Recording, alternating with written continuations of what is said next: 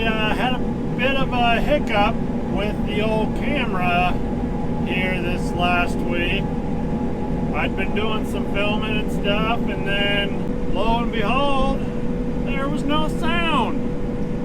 So that's kind of a bummer. Got all this footage and no sound to it. I'll give you an update of where we're at. Dad and Arlen got all the planting done. They gotten all the bean spraying done, getting real close to having all the corn sprayed. I got only maybe 170 or 80 acres left of our own to finish up. So I'll get that done. I should get that done easily today. And then tomorrow I gotta head up and do some custom spraying for some guys west of us. I think they got probably 300 or 400 acres there. Should be able to knock that out in about a day, day and a half. So that shouldn't take too long. So hopefully, barring any rain, which today's Tuesday, hopefully I can get up there early tomorrow and start, maybe get it done, because Thursday there's a slight chance of rain, and then Friday, Saturday there's even higher chances of rain, but who knows, because lately the last couple of weeks we've had a lot of chances of rain, and the weatherman was pretty far off because we really didn't get anything, maybe just a little mist or whatever. So I'm gonna get down here and knock this out, and then hopefully I can get our other last farm done today, and then move on to the next guys. Well, I was having a pretty decent day. Everything was going along well, and then got back here, loaded up to go spray the last field for Dad and Arlen, and then I was gonna head right on up to those other guys west of us, so that way I could get started on their stuff in the morning, and loaded up to go spray Dad's field, and everything was fine. Sped the machine up to go head over there, and then my spray pressure just boom down to 0, and there's a little light that comes on when it tells you when the pump for the main tank doesn't have any pressure, and that light came on, which usually happens when like the tank gets empty but the tank's full. No spray pressure or sparge / recirculation pressure.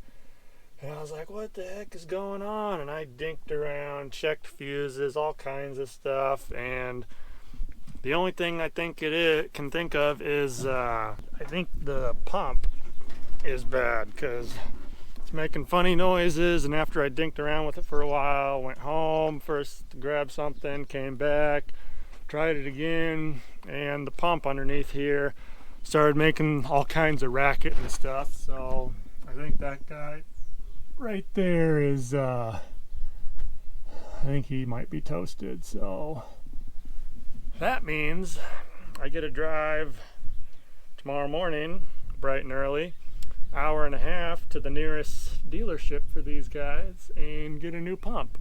So I was gonna wait until the morning, or when I got the other pump, to take this one off, but I might, I was really close there, sorry about that. Try taking it off now. The thing is I gotta make sure all these lines underneath here coming from the main tank, there's different lines to get shut and stuff, and I need to make sure, since my main product tank is basically full, when I take that pump off, I don't want to have it go spewing out everywhere. So the idea here is I'm going to take my buckets, and since all my lines underneath are closed, I should be able to stick a bucket here on the fill spot and open that, and then drain out a little bit at a time into the buckets whatever's in the lines. This is the theory, and I'm hoping anyway, so let's see what happens. And you know what the kicker is I was just thinking to myself today, you know what? We've had a pretty good season so far with this, and even with the planters, haven't had any big major breakdowns. but I didn't say it out loud because I didn't want to jinx myself. Well, sure enough, the pump goes out.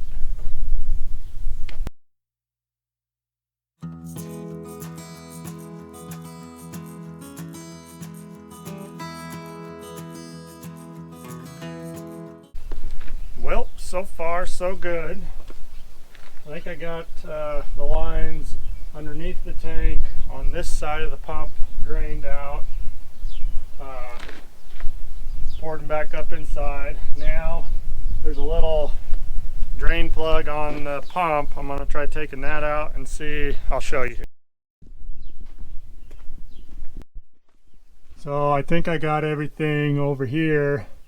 Not these are something else, but this big line, that line, there's a couple others. I think I got those all drained out. So now there's the main product line that runs back to the booms, this guy. So what I'm going to try doing and see what happens is there's a little drain plug right there. This guy, I'm going to try taking him out, draining him into here, and see what happens. Well, that didn't really produce a whole lot there, so the next thing I'm going to try is, like I said, that main product line that goes all the way back to the booms. There's a filter right here, so I'm going to try to slowly take this off out. You'll see there's this screws into here, and then there's a filter in here, and take that out and drain that out. So we'll see if I can get some more out of there.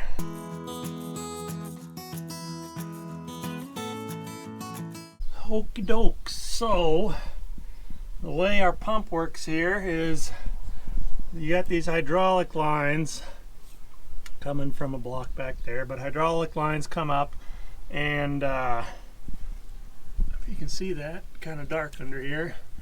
The hydraulic line, the hydraulic pressure going to come in one line and turn. I don't know how it is made inside here exactly, but the hydraulic pressure coming in turns something inside here, which then in turn there's a small shaft that goes into the actual pump, and there's an impeller in there, and so that's going to turn the impeller then, and it's going to suck right here from our tank, suck through here into here, and then push it out up here, which it'll come up, and going back that way is just for like the recirculation or whatever, and then also push it, come out there, and then also, if you can see, sorry, come out and then push it through this line, which is that line I was talking about, the main product line that goes back to the booms.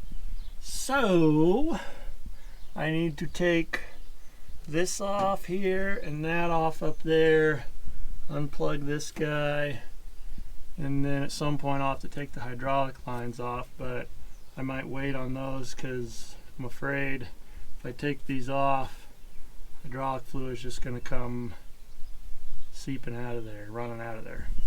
Maybe not, I don't know, I think it might though. So I'm going to try taking these off and seeing, hopefully I got most of, if not all, the spray out of the lines, so when I take these apart, it won't come gushing out everywhere. Hopefully.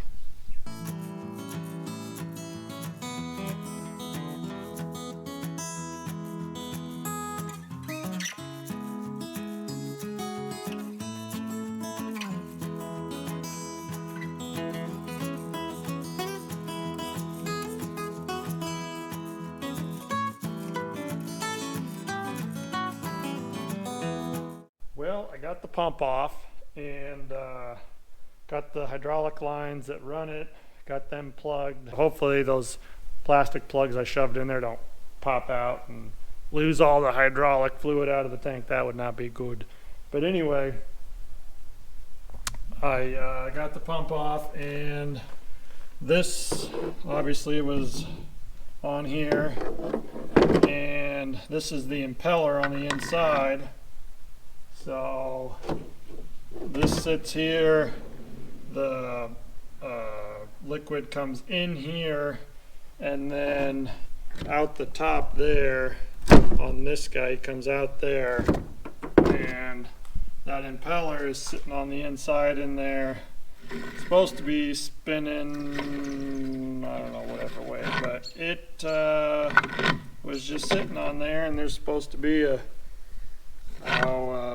key thing here and a nut or something on this end, but it was gone. So actually I might not actually need a whole pump, but I'm going to take this with me tomorrow. That's why I wanted to get it off, so I could actually see for sure what the problem was. But if that's it, that'd be a lot cheaper than buying a whole new pump, which is like $1,100.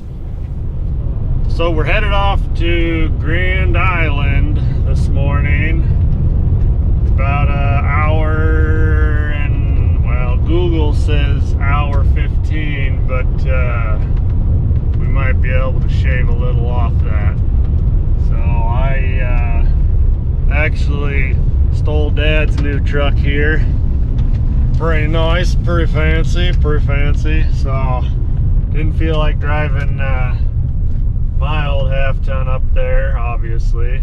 That old girl, she's got like, man, I do that a lot. I feel like I'm pointing the camera over there all the time. Maybe it's not as bad as I think. Anyway, yeah, she's got over 300, I think now, easily, way over 300,000 on her now. And well, my diesel, I could have taken her, but I didn't feel like it. I felt like taking Dad's new pickup. It drives real nice and everything, so a little quieter than my diesel, and I just felt like stealing his pickup, so we took his. So you just got it. Well, it's not brand new, it's new to him, so the old man deserved a new pickup, though. He hadn't gotten one quite a long time, so I convinced him to just go ahead and treat himself a little bit.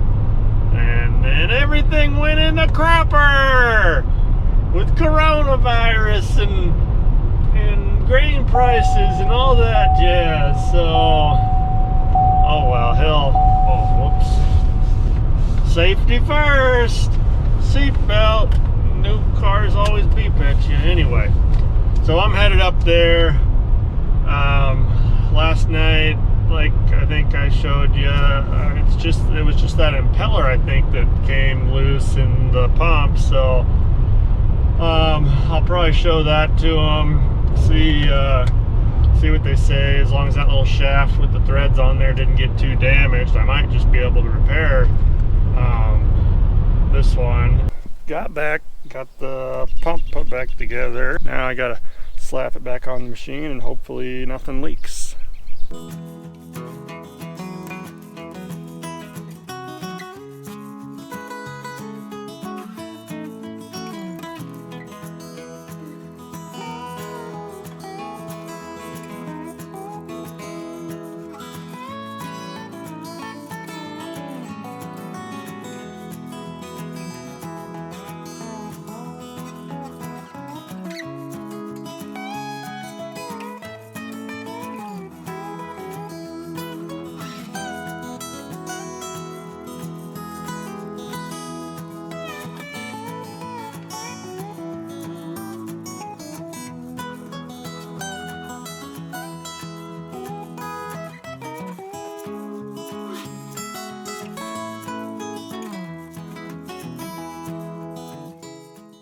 Well, I got the pump all hooked back up, sensors plugged in, and opened all the valves, and there was no leaking, and started the pump up, and so far so good.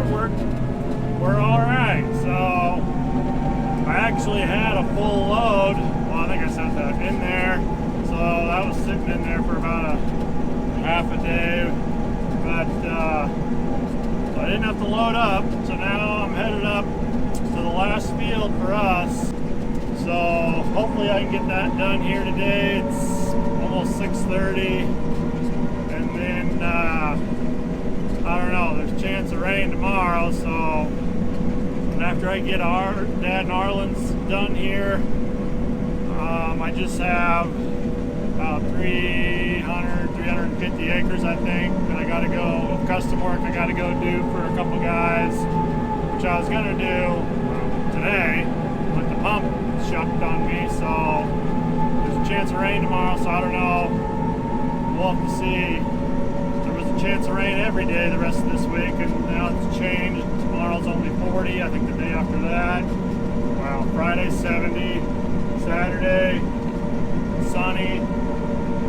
So, I don't know, we'll see what happens, but probably just go spray this and then call it a day and then try moving up to those guys' place tomorrow. So, here's hoping everything else holds together today.